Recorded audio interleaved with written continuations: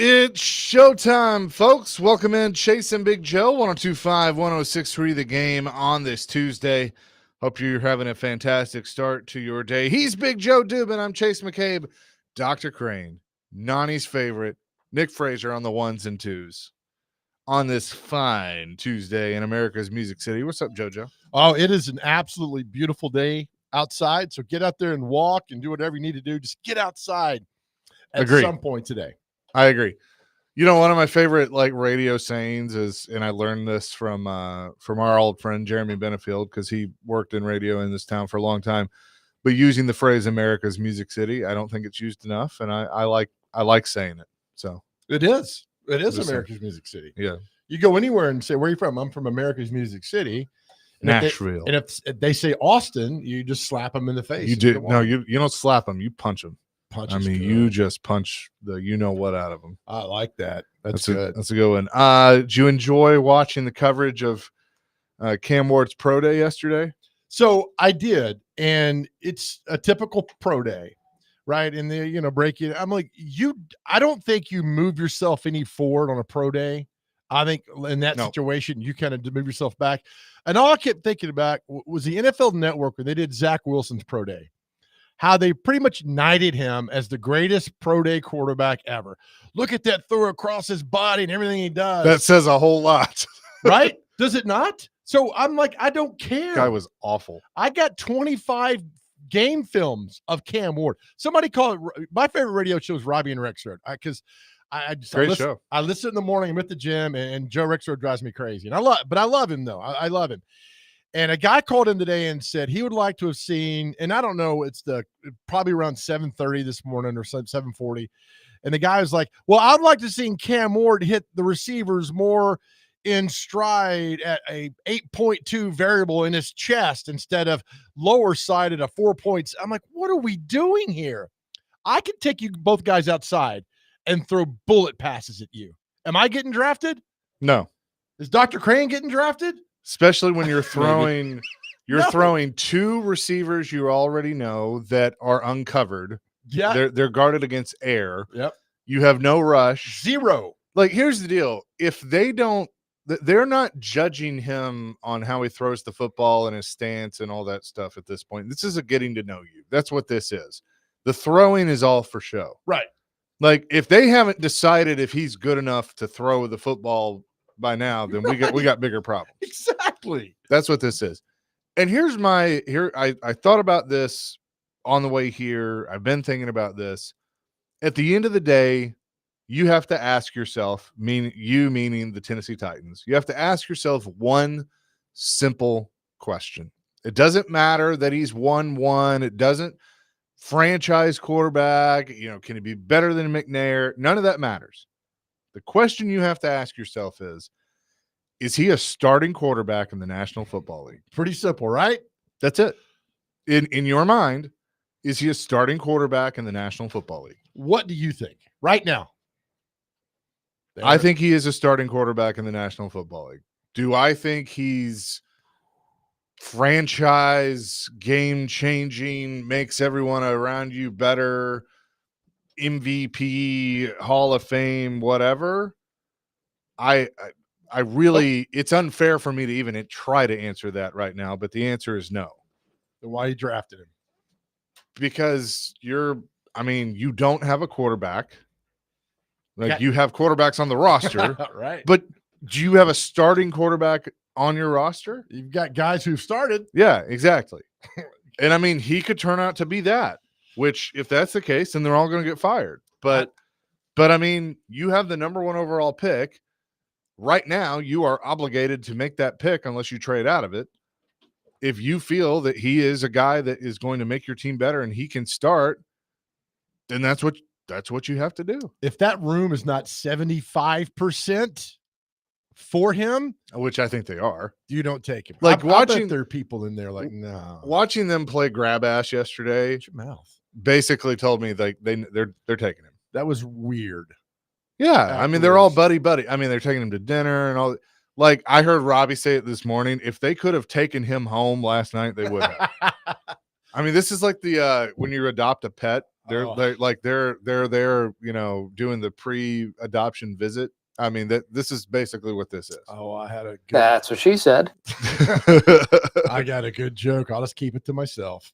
Oh, is it one that I'd have to talk to you after the show? Yes, or during the show. Is it one where Dr. Crane and I would have to finish the show? Yes, it would. Oh, yeah. So we're good on that. No, look, they go down there and they see what they wanted to see. They come back. I just don't think. I still think there's a lot, and I hate using this word because it makes me sound smart. I'm not. Consternation. And there's a lot with this pick that I see people talking about. We go back, Caleb Williams. We knew. Even Bryce Young to a certain point was like, that guy, okay. So he did Alabama. A little small. But Bryce Young, that first year, awful. Last year, when he got benched, then he came back. What was he? He was good. He's getting better. I think he's getting it. That's what everybody has to be prepared for. And when I say everybody, I'm really talking to one person. Amy, you have to be ready to not be good. You're not good now. You're not going to be better. You have to be ready to allow the young quarterback to have growing pains. And here's the other thing. If anyone over there is unsure on Brian Callahan, honestly, I know it's late. Fire him now. Yeah. Because otherwise you need to see this through, because you're just going to set the kid back if you do what so many other teams have done. Chicago just did it, where you draft him, you have a coach, he's a lame duck coach, you fire the coach, and then you basically hit restart. That's what you're doing. Titans did it here. Yeah, they all do it. Mariota, right? They did it. Look, here's the deal. And quite frankly, they got the right guy for Mariota in Malarkey, and he knew him, so that helped too. Right. But here's the deal. How dare you pick on Amy Adams when she's busy firing longtime employees? All right. She's busy. Let's address that for a second. And look, I was kind of thinking because I've heard Joe do it, and I heard Jared yesterday. So Robbie Bourne, who's a longtime PR director for the Titans, 28 seasons, I believe. In fact, I think Floyd hired him. But 6 coaches, 6 general managers, been there a long time. Only person I've ever known, at the top to really deal with when it comes to that. And, for all of you, that doesn't really matter, but he's the one that helps us get the players on, or get the coaches, or get the people on. And, Robbie was always great to deal with. And he left the team yesterday. And I think that's a mistake. I think he's been a really, really, really good ambassador for them. He was obviously great to us. I mean, I literally said to him, "You've watched me grow up, for the last 13 years." And so hate that. I think it's a bad move for the team, but they have some other good people in PR that, and Dwight and Jared, and that, have been there a long time too, that I know are going to carry the torch. But I hate to see Robbie go, and always appreciated him. So yeah, I know people in Radio Limp who cares? And I just right. Joe had a great point. This is more for us, but I felt it was something that needed to be said. Yeah, Rexrod's like, look, if you fire the good manager at McDonald's, does the Big Mac still get made? Yeah, it does. But that relationship you have with that manager when you go in the restaurant, that's I thought that was well put. And that's the thing with Robbie. It's been there so long. I just don't look. I don't comment. I hate seeing somebody lose their job, and I don't know the details surrounding whatever.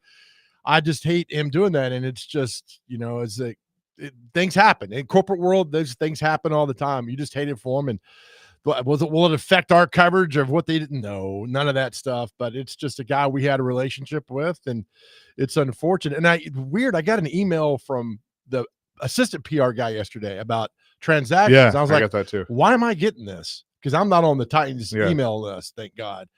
And I'm like, okay, I'm getting these now. Then the news came out on that. And it's part of life. I mean, things happen, move on. But for us in the media, if you're wondering why we're kind of making more out of it, then you're like, why is that? Then you know why. It's just a relationship. Well, and look, and he listened. I mean, that was part of his thing, but he listened to us and the other place. And I'll say this too. And again, this is more of an us thing and not as much of it's inside baseball a little bit, but we aren't the flagship of the Titans. They're not obligated to do anything with us. True. And Robbie always made sure that they did. Now, it wasn't always exactly what we wanted or when we wanted or things like that, but I understood, and I understood the role he had to play, and I was always appreciative of that.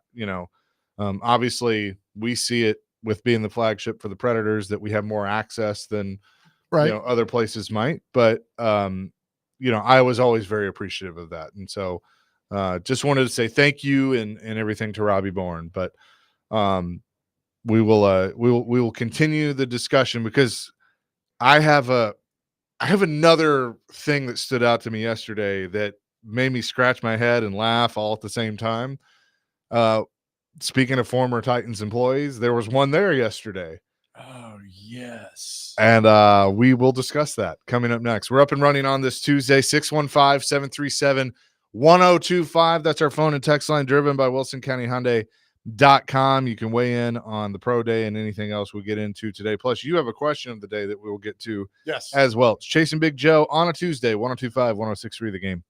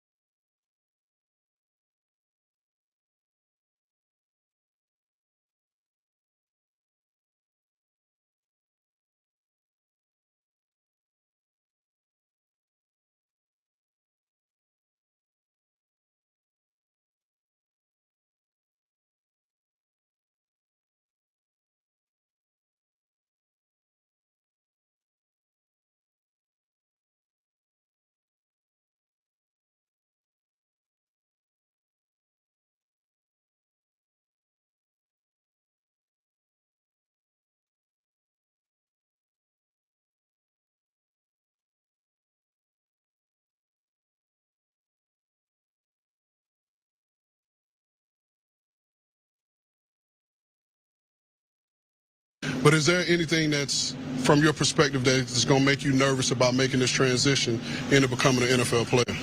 And that could be on or off the field. I haven't really thought about it. I probably still have to get into it first, actually being a quarterback. But on film, it's the same as college. Besides the D-line, who's obviously better. Every team playing against the highest paid defensive lineman. So, the game could speed up a little bit. But just from a back-end standpoint, a lot of guys want to put the safety high, 25 yards down the field, and leave the middle field wide open. So some teams who did that to us this year, they paid the price. I think some teams in the NFL did a lot of too hot stuff, like Dallas, going a lot of Tampa, a lot of cover two. They leave way too much space on the sideline down the seams. And so I just think, the arm strength and, the confidence that I'm bringing, along with the, me getting my receivers better, I just think I'll be able to put the ball where I want.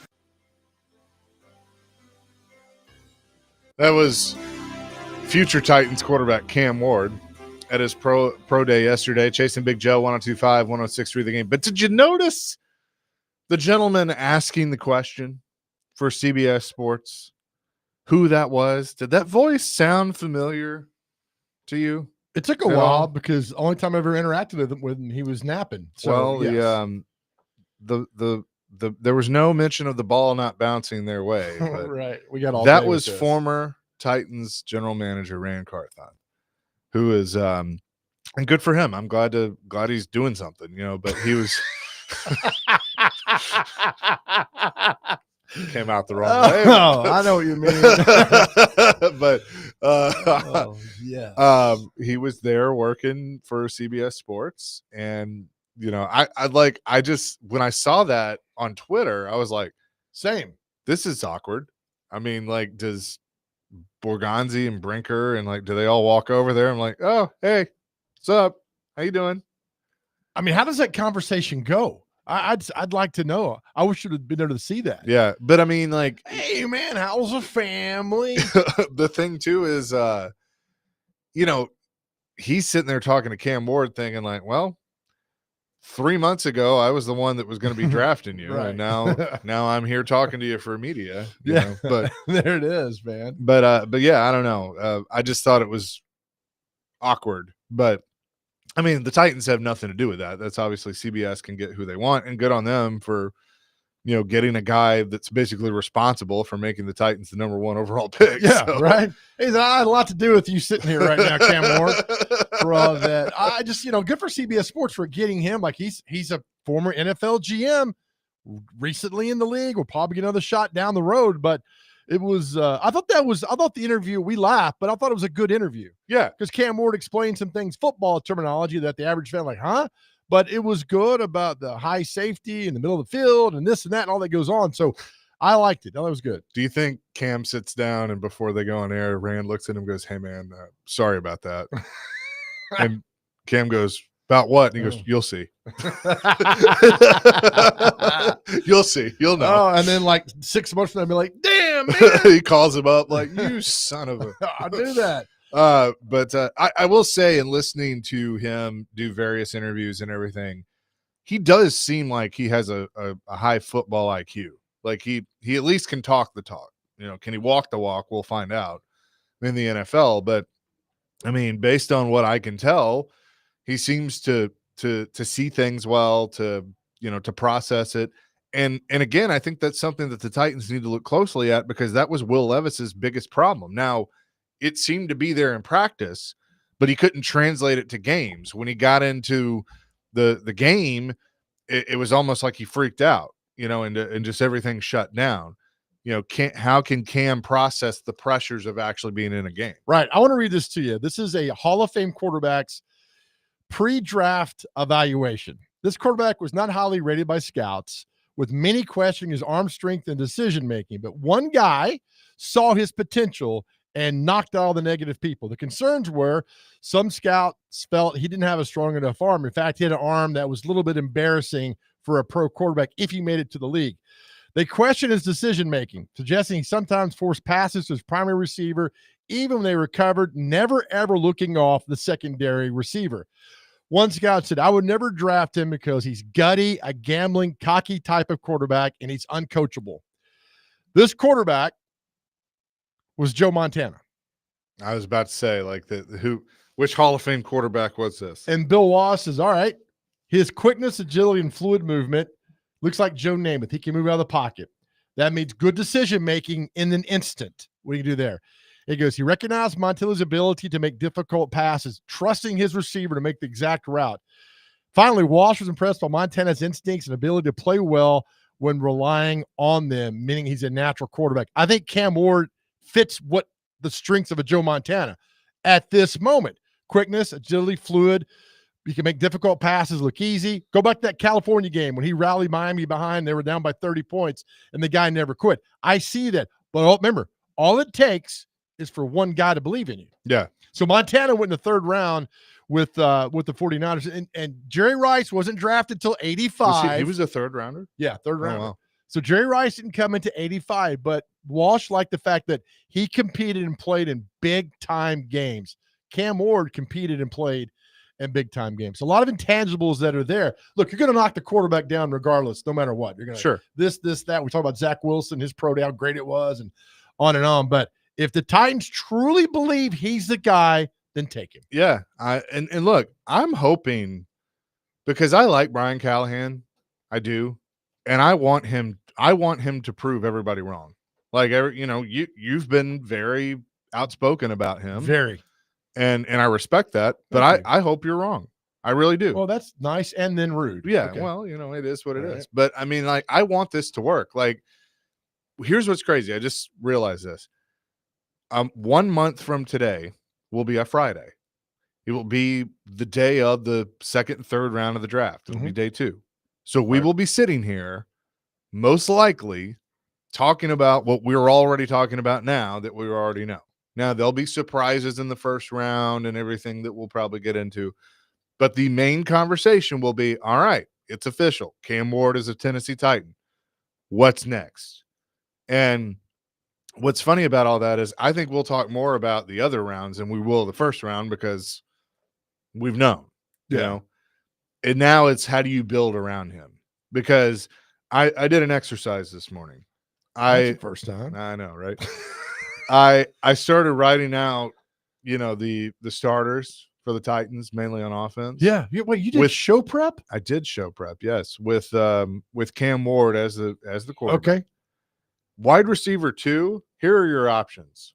Bryce Oliver, Van Jefferson, and that guy that they that got now 2 GMs ago fired when he drafted him, Traylon Burks. I'll go with Van Jefferson. All right, I'll take that. And those are your options right now. Okay. So Ridley and then Van Jefferson. I'll take that for now. All right. Now there are some good receivers that I think you could take at 35 with the second round pick.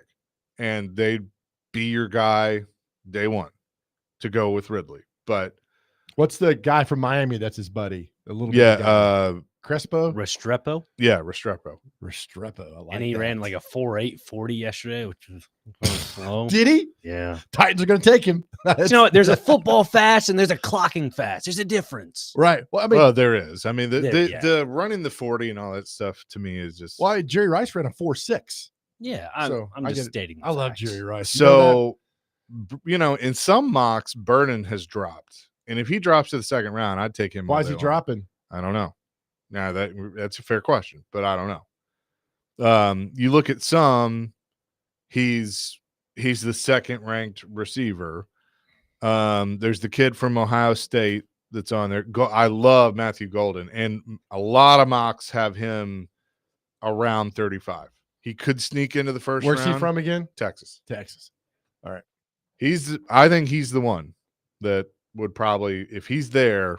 So you think if they take Cam Ward for a second round receiver. Okay. Yeah. All right. I'm with you. I like it.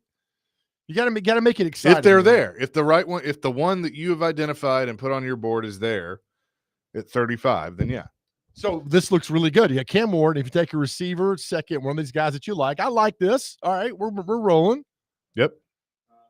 Because after that, like 63 would be the next kind of the next era. You don't have a third round pick. That's Trey Harris of Ole Miss. Now you've had success with a Ole Miss receiver in the past, so but I don't think this one is that one. So, but Golden's.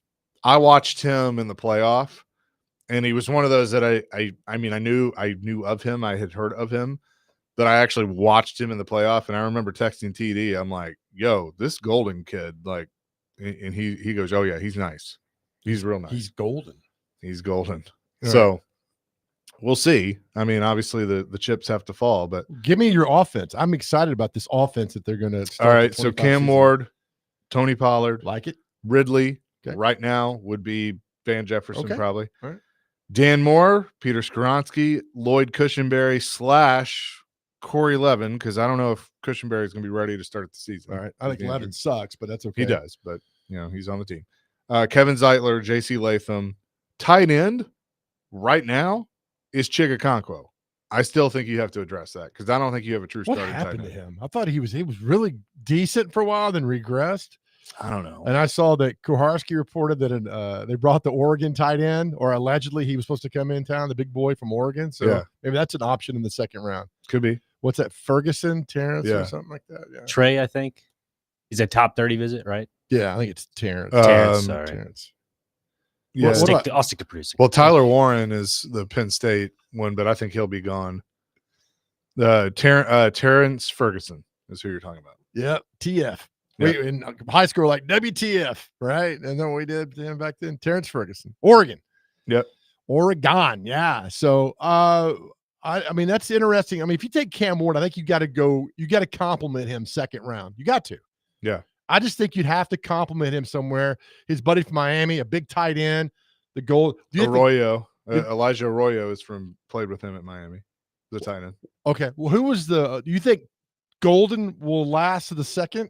I honestly, I don't. I mean, I think somebody would probably at the end of the first round snag him, like the Ravens. They're usually good at doing stuff like that.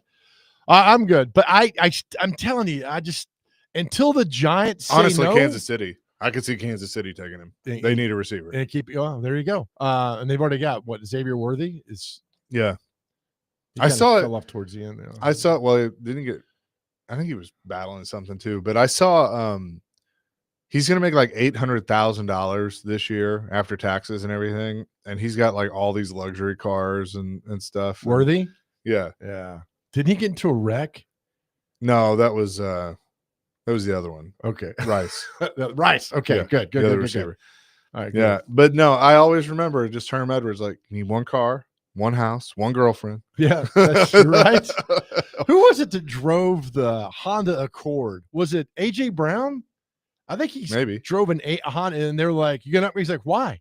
Yeah. No, I got better places to spend my money. And I was like, all right, I'm with you on this. I think it was a Honda Accord he drove, like 2009. I remember what you're talking about. Yeah. That there was. I love it, man. Good for him. 615-737-1025. Coming up next, Big Joe has our question of the day. Plus, be listening this hour. We'll qualify you.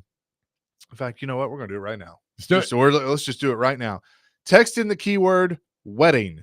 WEDDING to 615-737-1025 for your chance to win a pair of all-inclusive Eurostone Club tickets to see Billy Idol and Joan Jett and the Blackhearts at Bridgestone Arena on Saturday, May 17th.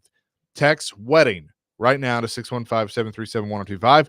It's served up by Bavarian Beer House located at Opry Mills Mall. Enjoy traditional German beer, brats, giant pretzels, and more in their expansive beer hall and garden. Want to go see Billy Idol? Text wedding right now. Good luck. We'll have more coming next. Chasing Big Joe, 102.5, 106.3 The Game.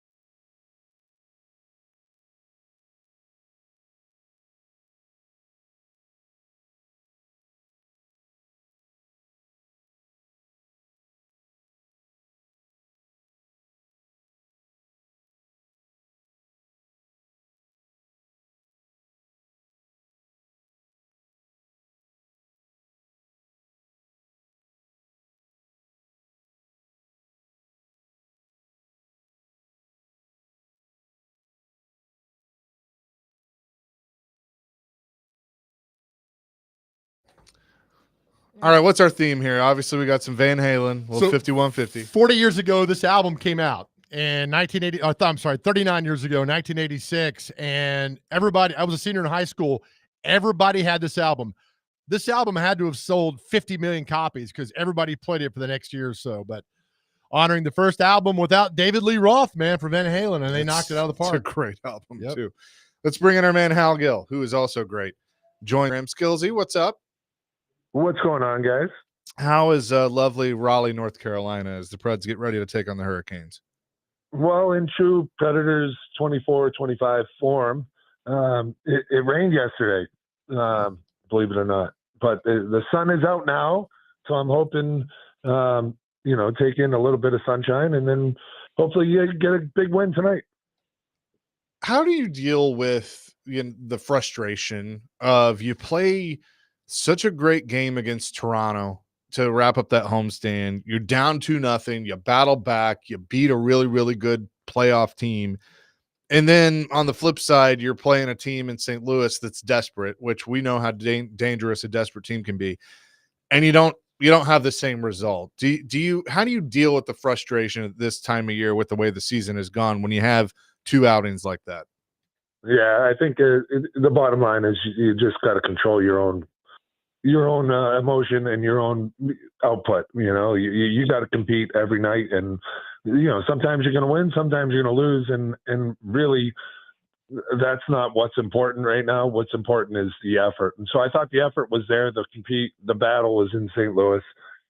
It didn't work out, but like it did against Toronto, but you can at least hang your hat on the fact that you went out and competed, and there's guys making plays, and you can see that the passion is there. So that's really what I'm looking for. Talking to Hal Gill this morning, who's live in Raleigh, North Carolina. Hal, when I look at this in the standings and the stats, and I see that the Nashville Predators have scored the lowest amount of goals in the league, that blows my mind. When you think about that, the firepower that they've had throughout the season, who do we blame for this? Or is it just a collective? Well, it's got to be a collective. There's not really anyone that stands out. I think there has to be a complete reevaluation of everything, and nothing has worked this season. They've said to get to the interior, and, if you look at the stats, Willie Donick, I'm sure, gives you guys all the stats that you can handle. The expected goals for are good. They should be scoring goals. So they're getting the opportunities. They're just not cashing them in. There's certain things throughout the season that became themes. One was missing the net. Just trying to. Sometimes you when you lose a little confidence, you aim a little bit too much, and you're trying to find point, get that corner, get that top corner, instead of just getting it on net, and that's crept in. Other things have been just the inability to get to the interior and to get those high scoring chances. So it's a tough mix, but they got to figure it out. I mean, they got to figure it out this year, and so that they can plan to get it right by next year. Chase is asking about how they played so well versus Toronto on Saturday, and in St. Louis is desperate and took him to the shed on Sunday. Look, at home, Carolina is tied for the league in most wins at home, and they're going a different direction. The Predators are going. That's why the Preds win a game like this, because it drives you crazy because you don't understand what's going on with this team. That's right. That's right. That's the frustrating part, isn't it? I do think, there's the fear of getting embarrassed when you play against a good team, and certainly Toronto could embarrass you. So you lock it down and you tighten up and you play the right way. You play Anaheim and it's not as scary, right? So you be a little bit lax. But I do think that embarrassment against Anaheim kind of stuck with them, and they got called out for being soft, which is the worst thing for a player to go through. So, here they are. Now they got to try to prove it on a night in, night out basis that they're not soft, that they can compete. And that's the challenge for the rest of the year. Hal Gill is with us on the Chasing Big Joe show. Luke Evangelista is a guy that I root for. When he has a night like he did the other night against Toronto, 3-point night, childhood team that he rooted for. But like everybody, it's just been such an up and down year. What does he need to do once they get to the off season to make his game more consistent? Because I do think he has it. Yeah. No, he's a good kid to root for. You know, you want to see him do well. He's got the swagger. He's got all the intangibles. He's got a ton of skill. I do think playing with O'Reilly he's gotten to another battle level where he's competing and fighting for pucks. And, you know, a couple times he got an assist for dumping it in and going and getting the puck back and showing that little bit of fire.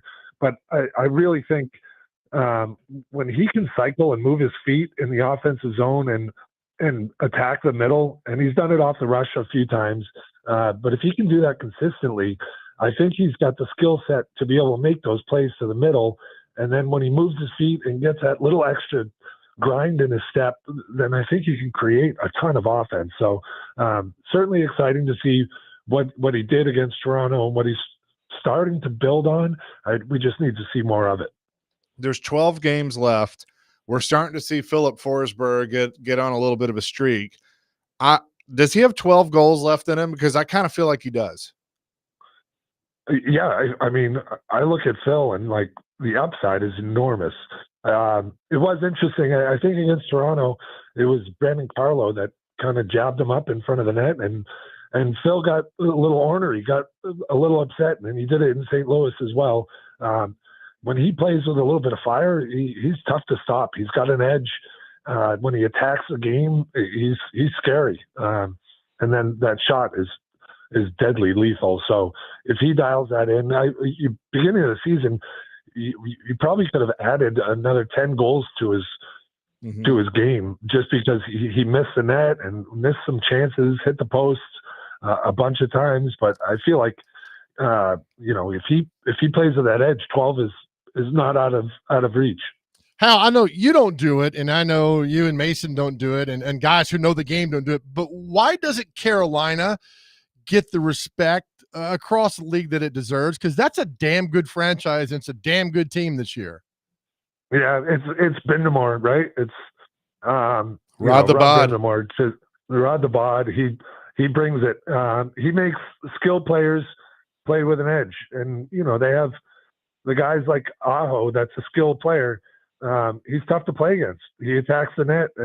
He wants to be a player that plays well defensively. He'll kill penalties. And I really think a lot of these guys are just an extension of Brind'Amour and what he brings. Well said. He is Hal Gill joining us here on the program. Skillsy, have a great call tonight, and we'll see you back in Smashville on Thursday. All right. Sounds good, boys. Take it easy. Absolutely. Hal Gill joining us here on the program as he does every Tuesday at 9:30. Predators back in action against the Carolina Hurricanes tonight. Robbie Stanley will have pregame for you starting at 5 o'clock with, I believe, a special guest, but working on that right now at 5 o'clock. And then Max and Hal will have the call at 6. If it is Rex Road, special guest, I'm going to slap you. It's a little better than Rex Road. It better be. We love Rex Road. That's a tough one to get better than a Rex Road there. So we will let you know on that. All right. So our question of the day is, we'll do this for the break. We want to hear from you. We did this last year and the responses were great. And we did it at the same time last year. Look, spring is around the corner. It means you're getting outside. You're playing softball. You're doing more things. I'd like to know, what is the worst sports injury you ever had? Not playing in high school, but out of high school. What's the worst sports injury? Last night I drove by McGavick High School in the softball field. There were 2 ambulances out there. Evidently somebody broke their leg, what I was told, on the softball field. Ouch. Which is awful, right? You hate that. But what's the worst sports injury you have suffered since you've been out of high school? I'm just curious because this is a time now. We're outside. We're doing more. 615-737-1025. Worst sports injury. All right. That is our question of the day. And we will get to that coming up next. Broadcasting from the Busy Bee Plumbing, Heating, and Air Conditioning Game Nashville Studios, home of the $99 yearly Beehive membership, where the buzz is always about great service.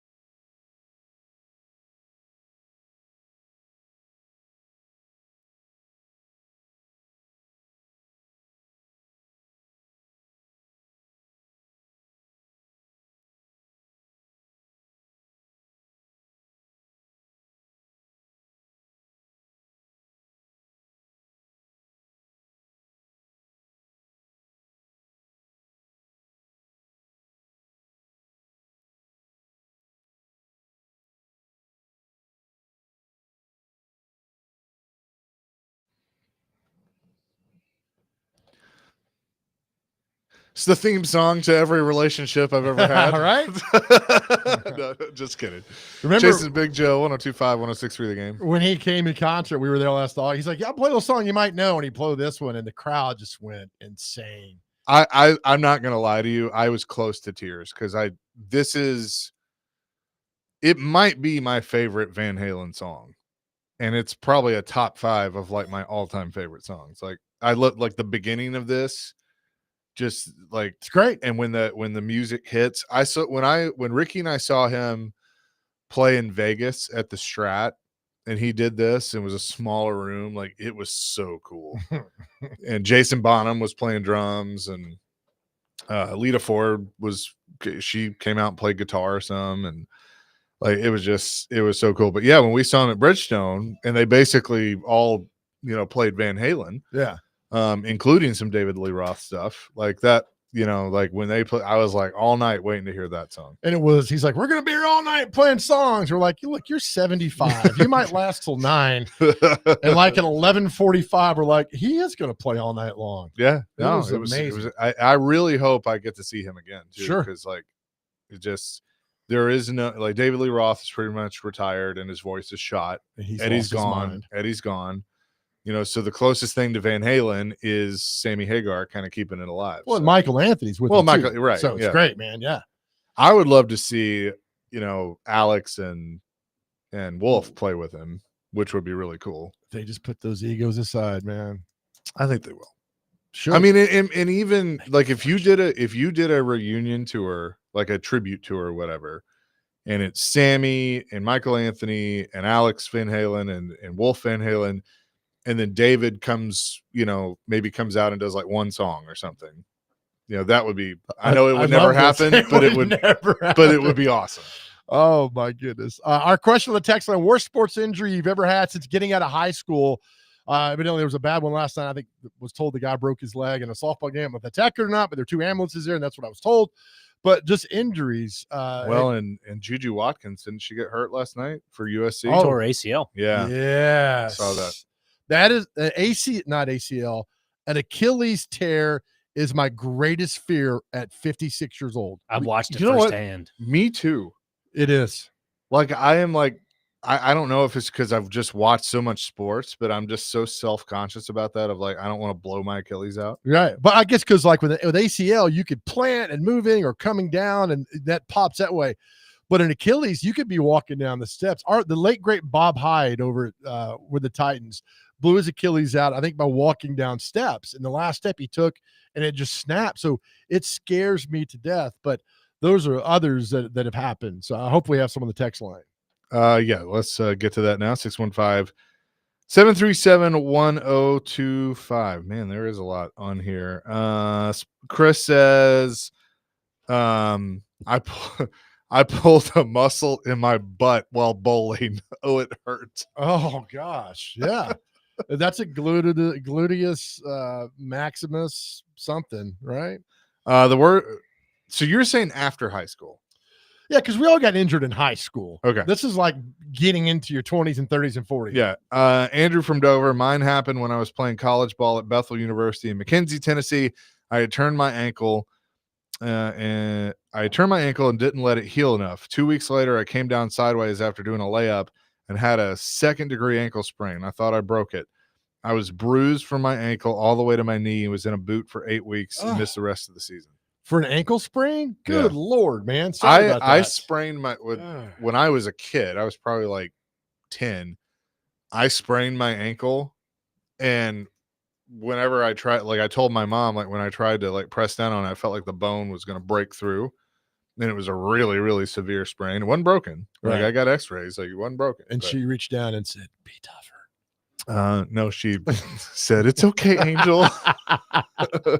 Oh man. Neely says, during COVID, I broke my pinky finger, slam dunking a basketball in an 8-foot goal with my friend's kids. Since it was during COVID, I couldn't do anything about it. And about a year later, I was at my nephew's Little League game. I reached up to catch a foul ball instinctively and broke the same pinky finger again. Now it's all twisted and turned in all sorts of directions. Oh, that sucks, man. Can't pick your nose. Well, so now say, yeah, you played in the NFL and like hurt it that way. Yeah, exactly right. Patrick says, "Oh man, I popped my hamstring one year playing softball up in Syracuse when I was 22. The worst injury I've ever had. That includes a broken leg and a broken jaw. Nothing compared to my hamstring ripping in two." Oh, Great I've never show as had always. that. Well, that sounds. I mean, because that is just I guess you're exerting at that point. You're actually doing some sort of exercise, and then it pops like, yeah, thanks for nothing. Oh no. Huffy and Dixon. My brother took a hockey puck to the Jewels with no cup on. She's doing fine now, though. Why would you play hockey without a cup? No, absolutely not. Dr. Crane, did you wear a cup in high school football? No, sir. You didn't? No. Oh, I mean, all it takes It affected the speed aspect, even though I wasn't that fast, but it still affected the speed. I was a gunner. Okay. I was a special teams specialist. All it takes is one cleat there of awkward movement to. I had worse experience. I went in an ambulance for a football game once. That was bad. Had a 300-pounder. I was barrel rolling a tackle. He landed on my rib cage. I couldn't breathe. My face was turning colors and stuff. So the trainer came over real fast. I chucked my helmet 30 yards. She popped something in my back and I was able to breathe again. So I had really bad bruised ribs on my left side of my body. That is bizarre. Yeah. I would have told you to just get up and walk it off. Yeah. Some people just tell me to be a man, but rub a little dirt on it and get up there and get going. I thought I was dying, to be honest with you. Well, I'm glad you didn't. 615-737-1025. We'll continue to answer these and get back into the sports conversation as well. It's Chase and Big Joe on a Tuesday. 102.5, 106.3 The Game.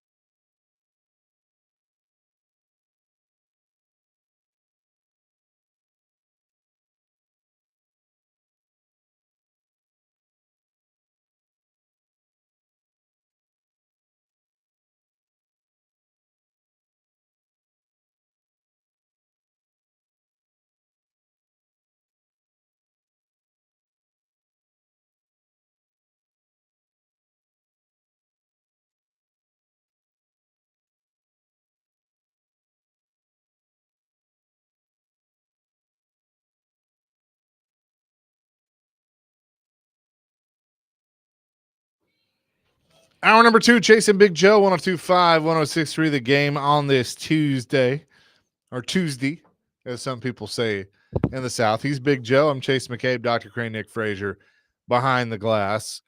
A lot of sports injuries coming in on our text line and our personal text line as well. Right. I'll read one real quick from our good friend Nick Barrett. Nick, thanks for listening, pal. Nick says, I was playing at the Harlem Globetrotters at Bridgestone as a celebrity member of the Generals, drove the lane, and a 7-footer just picked me up as I shot. He tore my rib cartilage. Ugh. I couldn't breathe on free throws and went to the emergency room at halftime. My son's Cub Scout troop was in the Pac Arena watching. Still had the uniform, and the Channel 5 stopped letting me play in these games. I went on the ER. Went on the IR in the ER. Oh, dang. Sorry about that, Nick.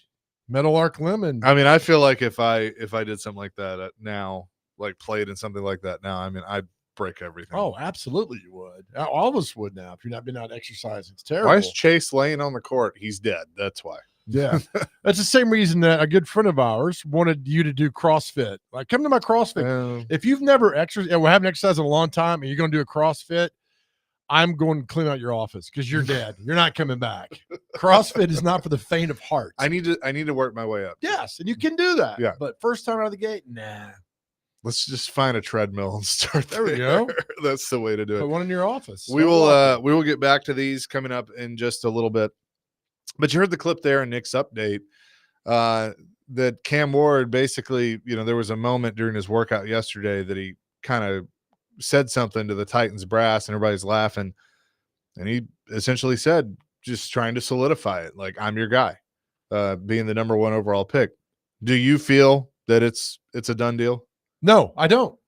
We were talking about this the whole time. I still think the Giants are going to make them an offer that's going to be very hard to refuse. And until all that is cleared up, then I'll know. But I think in this day and age, nothing is set in stone. If the Giants call and say, we'll swap 1 and 3, I'll give you next year's first and a second this year, then I'd probably do it. Yeah. And then for S and Giggs, give me your 4th rounder. Okay. Just throw somebody in there. Right. Okay. Draft more people like that. Yeah. I mean, because then that gives you this year, that would give you 3 picks in the top 100, I think. Or, yeah, if my math is right. So, I mean, that would be, and especially, you'd actually get 3 like in the top 40. So, real quick, we've talked about this a lot, but in '89, the Cowboys traded running back Herschel Walker to the Vikings for 5 players and 6 draft picks, a deal that is widely considered one of the most lopsided trades in NFL history, ultimately benefiting the Cowboys in the long run, which it did. So because of that trade, everybody's worried about the Herschel Walker. It happens all the time. Wow, this could be into Herschel Walker. What happens? So it's nothing to be as bad as that, but if somebody's coming to you and says, here's what we want, you've got what they want. So get what you can from them. And you're not going to get 5. I mean, like 5 players and 6 draft picks. I mean, who made that deal? I mean, that's just insane. Yeah. I mean, but it worked. Like, you got Emmitt Smith out of that, and was Irvin? The Cowboys sent Walker along with 3 draft picks, a 3rd rounder 90, 3rd rounder 91, and a 10th rounder 90 to the Vikings in exchange for 5 players: linebacker Jesse Solomon, Isaac Holt, running back Darren Nelson, linebacker David Howard, and defensive end Alex Stewart, and 6 future draft picks. The draft picks the Cowboys received in the trade led to the acquisition of key players like Emmitt Smith, Darren Woodson, Russell Maryland, and Kevin Smith, all who contributed to the Cowboys' 3 Super Bowl victories in the 90s. For the Vikings, while Walker had some success in his first season, he never quite lived up to the expectation of the trade, and the Vikings struggled to find sustained success. The Herschel Walker trade is often cited as a prime example of a team making a seemingly risky move that ultimately paid off handsomely, while the other team, the Vikings, struggled to find a way, any way, to capitalize on the trade. But because of that, you're not going to find the all that gathered in. But get the Giants. Give me your 1st rounder this year, 1st rounder next year, 2nd rounder this year, 4th rounder this year. Boom. But you got to be. What do you do then? If you go 3rd and you know that Cam Ward's gone, Browns take, say, Abdul Carter. Who do you get? Shador? Jackson Dart? I don't know. It's just crazy looking at all the tentacles of this because I didn't even know the Chargers were involved. It was a 3-team trade, apparently. Your former coworker was the last person involved in that trade. Brad Hopkins? He's part of the Herschel Walker deal. Because, is that the one of the picks that was – because Houston acquired some picks in some of this. Yeah. I mean, it's truly – tentacles is a great way to put that because there were so many of those out there. I think he might have been the last one draft-wise. Was he a second – he was a first-rounder. First rounder, 1993. Wow. Yeah, that's crazy. It's amazing to read through all of this. So if the Titans could, do something like that, then I'm all about it. Otherwise, sure. Cam Ward's coming to Nashville. Are you prepared to start the season with Brandon Allen at quarterback? No, not really. What if you worked out? What if you worked out good? What if you worked out and got you the playoffs? Yeah, I don't see it, but I guess the question on my mind now that I've pretty much made the decision that Cam Ward is going to be the guy. What do you do with Will Levis? Because I heard John Glennon on with Robbie and Rexrow this morning, and they had this conversation of you probably don't want Will Levis as the backup because he still, in his mind, thinks he can be a starter in this league. What's wrong with that? Well, that's putting some bad juju in the room. Like, I kind of agree with that. Like, you've brought Brandon Allen in to be the backup. So go ahead and move Levis and get a pick for him, whatever, 4th or 5th or whatever, and just let him move on and you move on. You think somebody would give a 4th rounder for him? There are a lot of stupid people in this league. I think if you laugh, but I'm right. I think if you get what they get from Malik Willis? 7th. Okay. That's what you get. I think you get higher than that. I think really? I think realistically you could probably get a 5th. I think you've lost your mind on this show. I think you have. What do you think? Sane. No, he's okay. You think you agree? Yeah, I think 5th round's the proper. Nobody's going to give that bonehead a 5th rounder. Joe. No. Yes. Not at all. Listen, you guys are insane. No. Play along for a second. I don't want to. What does everyone in the NFL, coaches especially, have? And it gets in their way a lot of times. Egos. They got an ego. Right. There's somebody out there that is like, oh, you know what? I can fix Levis. I can make Levis into a great quarterback. Let's give him a 5th. Well, yeah, bring him in here. They could, and you take it. Can I give you an example from a movie, and you're going to laugh? A movie that we Backdraft. It's a good movie. So Donald Sutherland's an arsonist, and he goes before the parole board, and he's like, "Hey, Billy Baldwin's in there, right? Yeah, and Robert De Niro is the arson investigator. It's and Kurt Russell, and Donald Sutherland's like, "Yeah, I'm reformed. I'm ready to go," because he burned up. He liked to watch people die, especially kids. And the De Niro walks in the parole. This is a great scene. Walks in the room and hands him a doll that was burned up in a fire, and Donald Sutherland starts giggling and laughing, and he reverts back to who he was. And De Niro walks out of the room. I mean, it's a powerful scene. Yeah.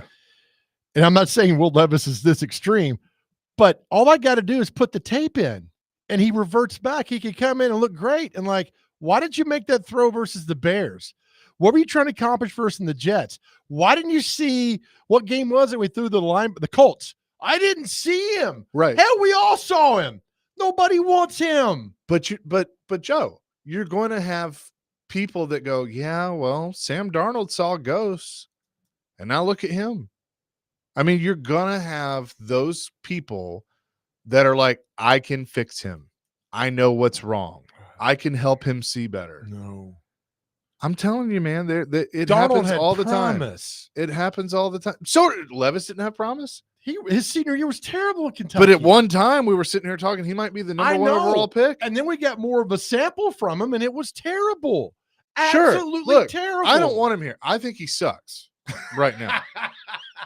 But I'm telling you, there's somebody in the league that's going to look at him and go, I can fix him. I don't see anybody wasting their time on that. You bring him in as a backup.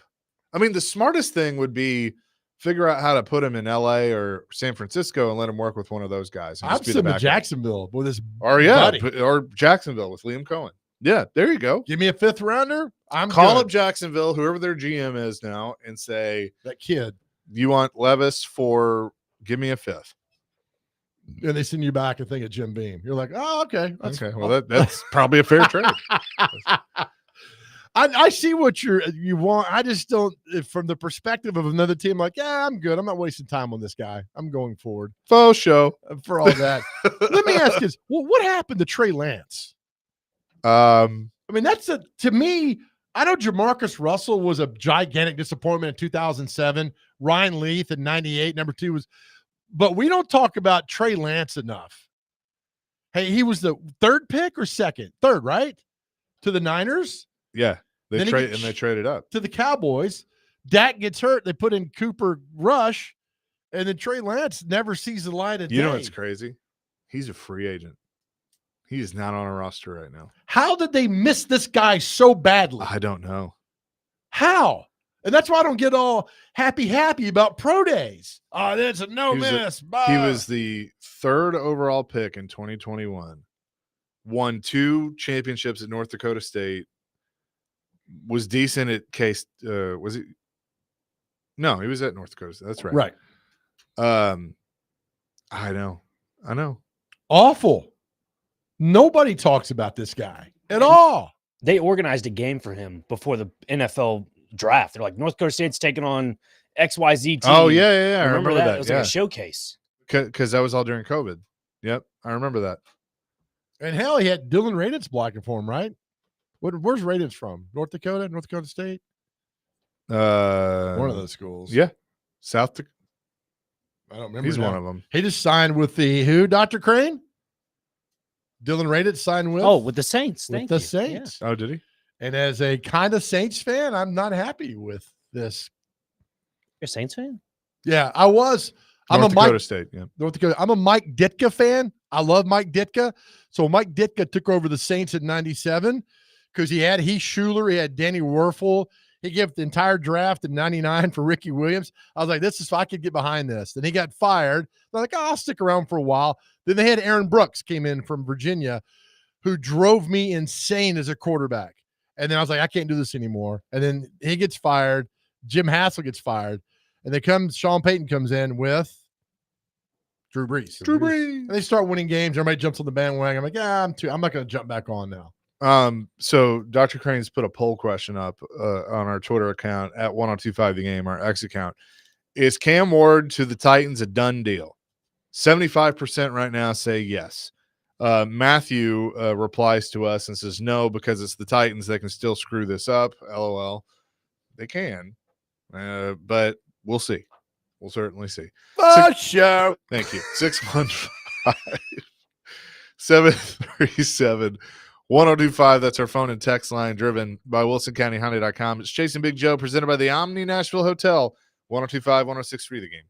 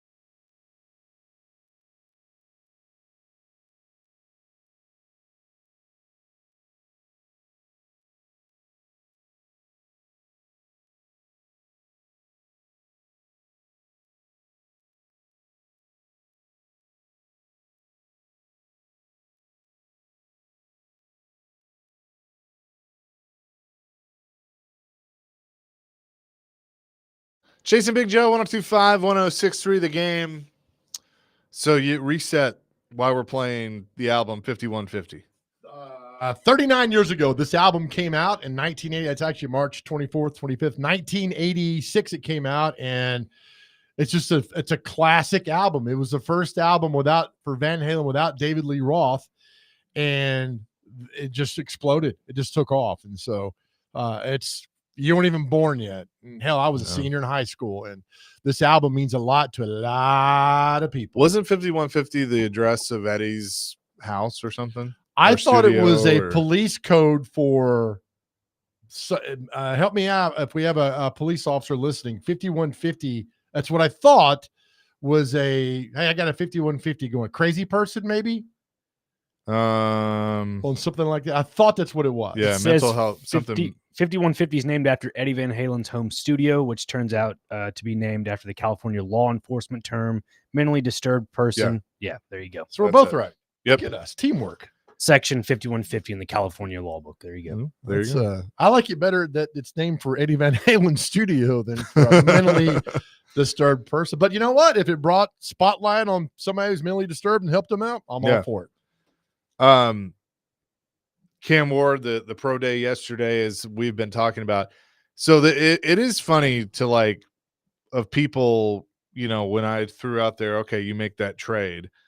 Ron says, I almost said Rand. Ron says, I agree, Chase, with the trade, and then draft Cam Scatterby with the 5th pick, with that 5th round pick. There's a lot of people obsessed with Cam Scatterby, and I get it. He was fun to watch in the playoff. But I mean, again, does that translate to the NFL? No, probably not. No, I mean, I just is he a return guy? Look, if you take him with a 5th pick, and Bones Fossil looks at him and goes, "Yeah, he's a return guy," then okay, I'm good with it with a 5th round pick. I got a little trivia question for you. This is great. Steve McNair was taken 30 years ago in this draft.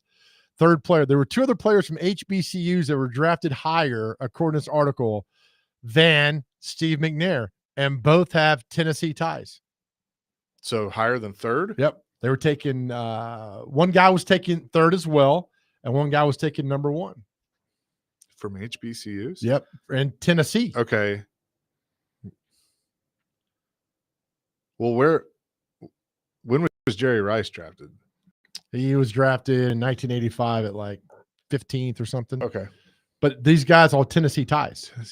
All right, Ed Too Tall Jones. Number 1 in 1974.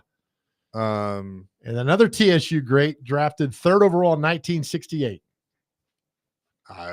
Claude Humphrey. Okay. Yep. That's interesting. So this goes back to 2001. You know what's crazy that I thought about, and you correct me if I'm wrong, but I'm pretty sure this is right. The Titans Oilers franchise has never picked at number 1. I guess I don't know because they traded it in the AFL, but no. Yeah, I mean, I'm talking about the modern era, in the Super Bowl era. You are correct. Listen to this. Being a trailblazer was never on Floyd Reese's mind in the spring of 95. The Oilers, coming off a terrible 2-14 season, were in dire need of a franchise quarterback. Which school he came from did not matter to Floyd Reese. During the summer of 94, Reese and the Oilers executive VP and GM held several meetings to discuss draft prospects for the team. McNair's name was constantly mentioned. The Oilers needed a new man at center after Billy Joe Tolliver, Bucky Richardson, and Cody Carlson were basically awful in 94. That's what Floyd gets for lying about that contract. Reese understood McNair was not some big player at a small school. He was much more than that. And looking back now, he hadn't been aware that no other HBCU player had ever been drafted that high. And then Floyd was, I just realized that was a year before. I was shocked to see that because all that was never part of our conversation, was never brought up. It never mattered to me where he was from. And that's pretty strong. You get the 3rd pick and you're going to get a guy from an HBCU, which has never been done before. That just shows you how powerful they knew. So they knew about McNair. I don't think they're all on the same page for Cam Ward. I just don't think so. All the quarterbacks in that draft. This is interesting. There were 2 taken in the 1st round. Steve and in 95. Yeah. My God, Kerry Collins. Yep. Okay. All right. So he was 5th overall. The other quarterbacks in that draft are some names you know. Let's see. One lasted for a while. Michigan, 45th overall, 2nd round. From Michigan? Yeah. Brian Greasy? No, he was on the 97 team. Sorry. I don't know. Todd Collins. Wow. He Buffalo. did. He sure as hell did. 2nd round, 60th overall from Colorado. In 95? Mm-hmm. Quarterback? Mm-hmm. Oh, was it Cordell Stewart? It was Cordell Okay. Stewart. Let's see. Arizona took one in the 3rd round, Stoney Case. Oh, terrible. He ended up being for the Ravens and played here in 99 in one of the worst football games I've ever seen because the Titans won like 10-8 or something. It's terrible. 3rd round, 84th overall out of the University of Georgia. Eric Zier. Yep. Rob Johnson from USC was Buffalo quarterback who got beat by Javon Curse in the playoff game. Yep. And that's real. Oh, Jay Parker. Jerry Colquitt.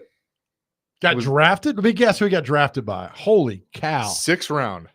Was it the Seahawks? Nope. Oh, I don't know. New team. The Jags or the Panthers? Panthers. And 191 overall. Poor guy. That's crazy. Yeah, Jay Barker was drafted by Green Bay in the 5th round from Alabama. Jay Barker. Great quarterback. Yeah. Terrible husband. Barker and Zier were, I mean, 2 of the best in the SEC. They were. This is what Lee Corso said about Steve McNair back in 1994. When McNair made his decision years ago to attend Alcorn State, he 99% eliminated himself from the Heisman Trophy race, which was at this point talked about because of the great season McNair had. It's impossible to compare stats against Prairie View to Eric Zier against Alabama. It's like saying a guy hitting 50 home runs in AA is better than Frank Thomas. How'd that work out for you, Lee? That's pretty good there. Okay. Thank you to Dr. Crane and some of our texters. We both, and I think you would have gotten this had you thought about it more. The Titans Oilers have drafted number 1 overall twice in the modern era. 1973 and 1978. 78 was Roy Campbell. Yep. 73. Oh, it was John Matusak. Yeah. And Bud supposedly didn't like him, and then they traded him to the Raiders. I don't know. That's right. So it'll be the first time the Titans have drafted number 1 overall. Yeah. But yeah. Earl Camp. Come on, Chase. Here's a quiz. Here's a great question for you. It's about Steve McNair. If Steve McNair would have gone to Penn State, where there are better facilities, a more talented team, everything he's got, he'd have been better, at least in our mind. But the real question is, how would Kerry Collins have played at Alcorn State? Right? He got his ass beat. I mean, McNair's running for his life. That's what made him so good. He was so tough. I think Favre had a great one time and called him country strong. Yep. Like this guy's country strong in the football field. So anyway, it's fun going back. Nobody knows. That's the point about this. Nobody knows till you get on the field. Nobody knows until you play in the game. Nobody knows. What the telling thing for me is, I'm lucky enough to have seen this from 2 perspectives. I remember I asked Floyd the first time he laid eyes on McNair, and it's like, as soon as I said that, like I could see his eyes lit up, like just telling the story.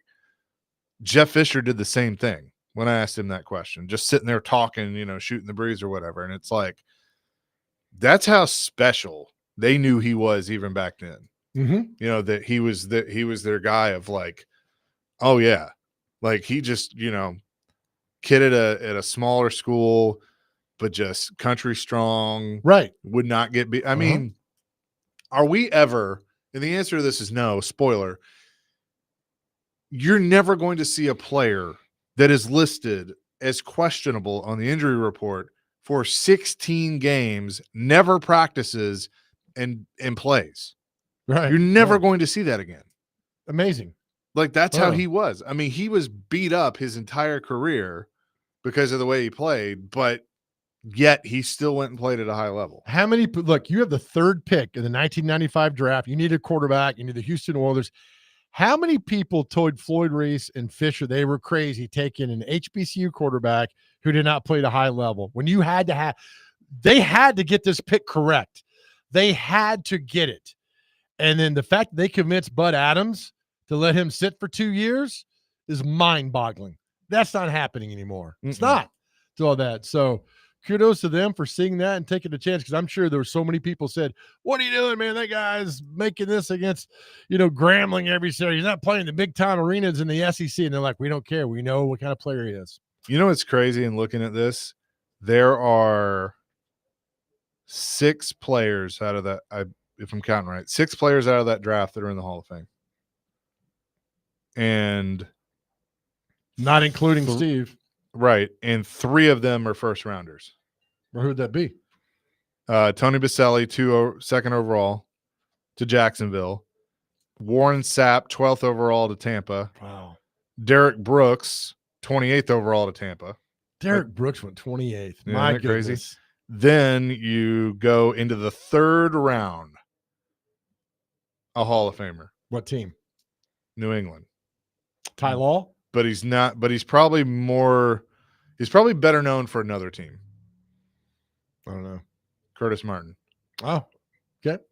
And then, so maybe it's 5. Then there's one more that you go all the way down to, where is he? I just had him. The 6th round. What team? The Denver Broncos. Would that be Champ Bailey? Nope. Oh, Terrell Davis. Terrell Davis. Okay. Yep. All right. 196. Happens. Isn't that crazy? Just need the opportunity. Yep. It's all you need, man. Love it. 615-737-1025. We'll continue the discussion coming up next here on the Chase and Big Joe Show. Vandy baseball coming up later today on 94.9 The Fan. They take on Eastern Kentucky. Will the coach be there? Who knows? He will not. Pre-game begins at 5:45. First pitch at 6. You can listen on the Game Nashville app and thegamenashville.com.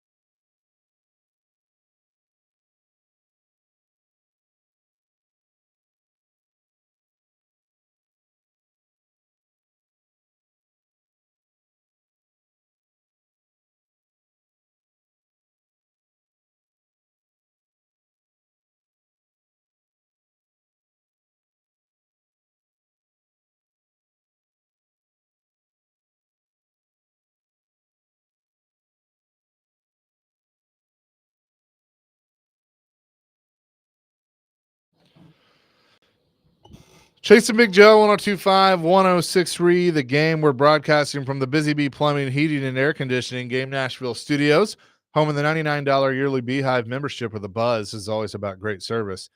It's funny, Dr. Crane came in here during the break and asked me about the Braves. I can't believe baseball is opening this weekend. Like, it's here. Dr. Crane and I had a Stop with this. heated discussion yesterday about opening day in baseball. Should be April 1st. It should be the Cincinnati Reds and whoever else. No, this is a little different. Yeah. Okay. Opening day in baseball has already happened. Well, It's hard. No. You're right. Did the game count? You're right. And that was No. Dr. Kramer argued the game counted between the Dodgers and the Cubs. It counted. You're not wrong. And I think that shouldn't be either. Thank you. And I'm with you. April 1st, let Cincinnati do it. They've always done it. Let them have it and go from there. I want to see some pageantry come back. You know, like I love what the NFL does in, you know, opening the season with the Super Bowl champion, and you know that's the kickoff and That stuff. Thursday we were talking about. That Thursday. That's great. To me, you either do one of two things. You have the World Series champion be the first game, you know, like a noon game on opening day, or it should be the Reds. What, let it be the Reds. I mean, I'm fine with the Reds. That's what it was for forever. Yep. It was always the Reds in Cincinnati, and then everybody else. But like, you know, it used to be opening day was kind of like the first day of the NCAA tournament. Like it was one of those like, you know, it should be a national holiday. And I love it too, because they'd have opening day and then like 3 days later, the Tigers game postponed because of snow for 3 days and all of that. It should be like it was. And we all enjoyed those days, man. And now it's like, it's already happened. Open in Japan. It just doesn't feel right if it's not. And until April. I'm not against going to another country. And, you know, obviously baseball is big in Japan and everything, but I think do that after opening day. Like there's no reason why they couldn't go over there and do a series, you know, do a full on series, right, you know, after the season's open. Do you know what I still hate in baseball? Interleague play. Hate it. Why? I just always liked it. The fact that the Yankees had never been to Atlanta, things like that. You only get there and you play. I think you gotta, I mean, they knew because people were leaving baseball in large numbers. Yeah. That's why, not because of the purity of the game. People were tuning it out. Yeah, no. You had to get rid of that because it was hurting you. I mean, you had more marketing opportunities, right? You know, to have the Yankees and the Braves, or you know, the Dodgers and the Angels, or the Yankees and the Mets, and you know, things like that. Like you had to do. We've talked about this. So if Nashville gets a baseball team, they need to go into the American League East. Yes, they do. If whether it's the Rays or an expansion team. Because then it's very simple. It's very easy. You do a yearly interleague series against the Braves. You do a rotation that would be the Reds, the Cubs, the Cardinals, and then you're in the East where the Yankees, the Red Sox, the Orioles, you know, are all in town. Yeah, you know, multiple times a year. I mean, I'm not a big baseball guy, but if I got tickets for the Nashville whomever and the Red Sox, I'll go. I'll go see that. And you have to understand that for the first, you know, few years of your team, obviously you're going to get support, but they're going to come to watch who you're playing more than you. Same way it was for the Titans and the Predators. Right. Yeah. Remember when the Red Wings would come to town? Predwing fans. It was 80%. But see, fans. like what's funny is like I've said that to people and they kind of look at me like they don't understand. Well, why the Red Wings? You had the Saturn plant here. True. That everybody had moved from Detroit. And so they were naturally Red Wing fans. And so they'd pack the place when the Red Wings would come to town. You got a bunch of Rex That's roads. where the Predwing term came from. A bunch of Rex roads moving here, and they're all worked out. But yeah, and look, I mean, anybody that says, oh, baseball wouldn't work in Nashville, I'm guaranteeing that it would. I think it would be fine. What was that? Rex Road. That was so loud in my ear. Play it again. Wow. By the way, where is she? Oh, she has disappeared. Where is the Hawk She Tuah is girl? gone. What happened? She had that Bitcoin thing or whatever it was, and she disappeared. It was like a meme coin, and she apparently they like rugged it or whatever they call it, and she I guess got some bad advice. She is gone. Oh, Now she had longer than 15 minutes, which I thought was interesting. But I mean, then all of a sudden, yeah, gone. Right. She had that podcast, did like 3 episodes. It's terrible. Dipped out. Right. Oh man. Okay, now we know. She would have been fun to get on, but nobody cares anymore. Nobody cares anymore. Flash in the pan, right? For sure. Show. Coming up next, what day is it? Celebrity birthdays. And this week's Nashville's best deal is Boomba's Pizza and Watch Bar. Just in time for the tournament. Score half off a $30 gift card and enjoy their award-winning pizza and handcrafted beverages. Just visit them at Nashville, Spring Hill, or Murfreesboro. Go to thegamenashville.com/deals while supplies last.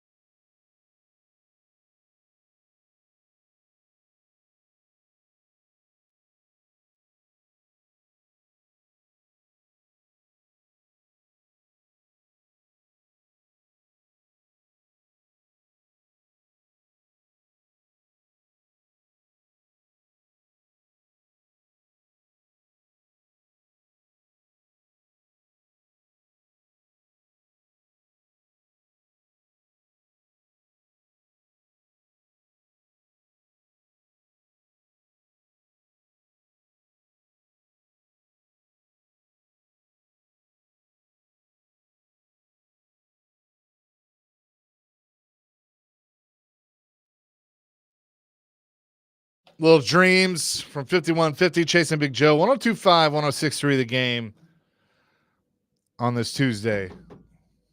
This is a fantastic song. It is. They didn't do this when he was here. They did not. And I was sad about that. That is what dreams are made of.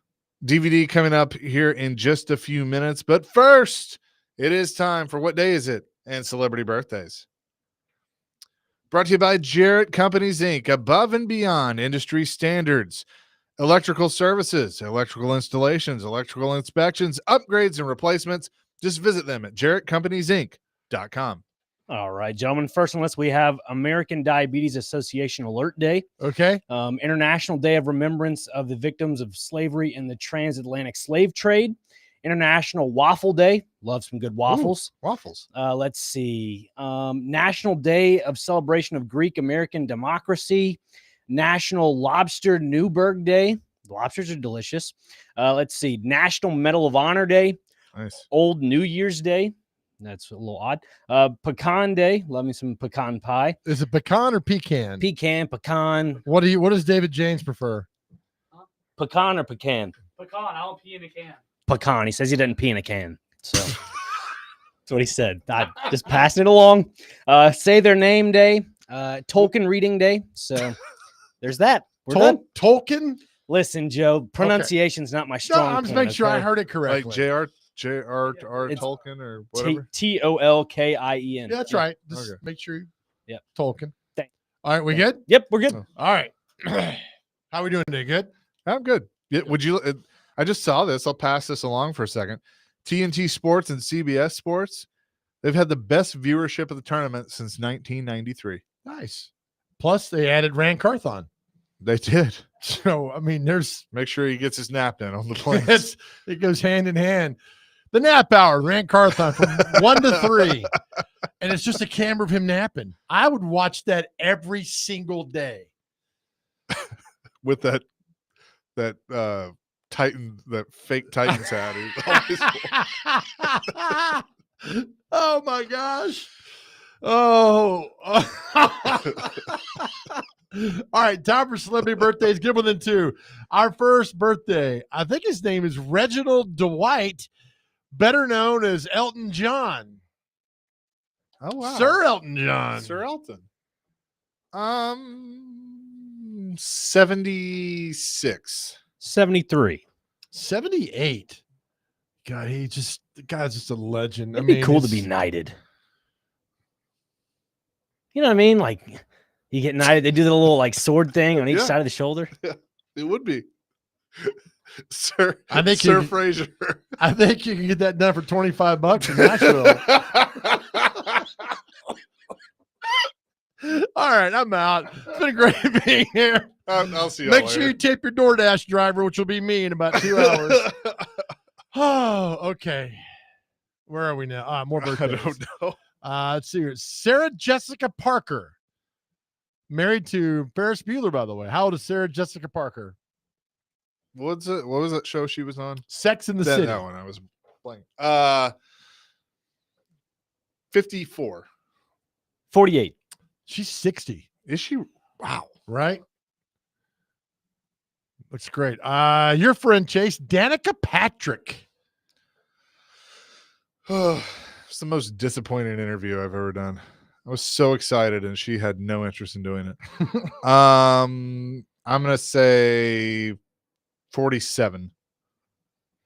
50. 43. Once voiced herself on The Simpsons. Good for her. Catherine McPhee. She was on one of those song discover places. I don't know, like American Idol or something like that. 38. 35. 41. Chase is up 1-0. This is going really good. Yeah, you're really good. Gene Shalit, film critic. Remember with the big mustache and the bushy hair? 81. 80. Might be the oldest birthday we've ever had. He's 99. Oh, wow. Can you imagine being 99? I can barely imagine being 56. From Starsky and Hutch, Paul I'd look like that cat, the oldest cat that just looks like a Kilby. You're like Hans Mole Man. Starsky and Hutch, Paul Michael Glazer. He's the curly-headed one. The other one passed away. 75. 78. 82. Actress Bonnie Bedelia. I think she played John McClane's wife. She did. Bonnie Bedelia. I'm going to say 71. 79. 77. We're tied at 1. This is really good today. Going down, see some more here. Don't know who that is. Comedian Chris Redd was on Saturday Night Live for a while. Pretty funny guy. Chris Redd. He's not on there anymore. 52. 55. 40. Rapper Big Sean. 47. 40. 37. Dr. Crane, you're close today. You're popping on the outside, but not close enough. All right, let's go to sports birthdays now. Nobody there. By the way, Howard Cosell, born on this day, 1916. Howard Cosell. Lee Mazzilli, former Major League manager and player, won a couple World Series. Lee Mazzilli. 83. 80. 70. Avery Johnson. Basketball? Yes. I think, was he not coach of Alabama? Yeah. He's been on TV and stuff too. Yep. 60. 70. 60 exactly. Chase up 3-1. All right, Chase, there's a few birthdays we throw out that you got to get. Dale Earnhardt Jr., some wrestler, and this one. Tom Glavine. Okay, hang on. I'm going to say he's 60. 58. 59. You got it. But it's a push, though. Wow. Down to the last one. Cheryl Swoops. Legendary basketball player, Cheryl Swoops. 58. 55. 54 at the buzzer. Chase wins 3-2. You know, you guys are I terrible. don't know how old she is, but you mentioned Dale Earnhardt. Dale Earnhardt Jr.'s wife, Amy, it's her birthday.